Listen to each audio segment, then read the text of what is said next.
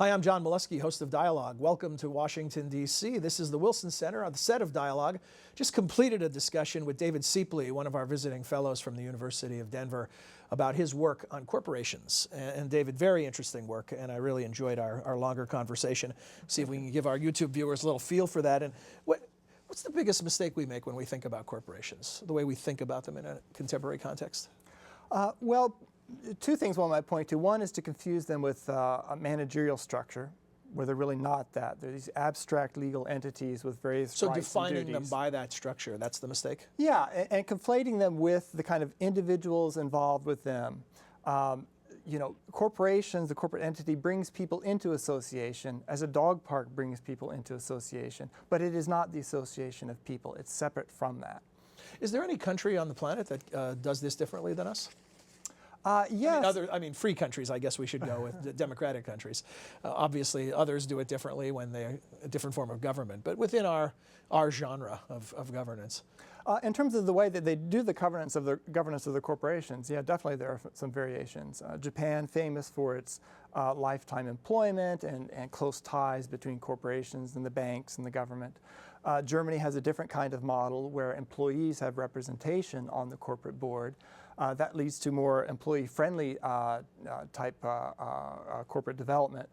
Whereas instead of shipping jobs overseas, for example, you will invest in workers because it's hard to fire them when you have the representatives on your board.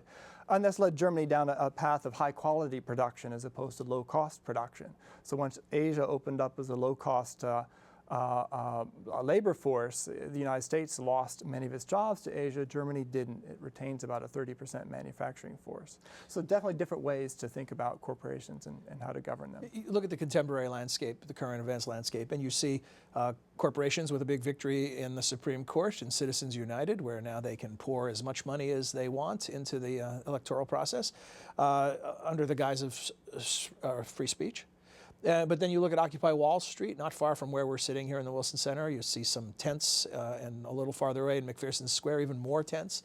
And this is an anti-corporate movement, suggesting that corporate power is the problem.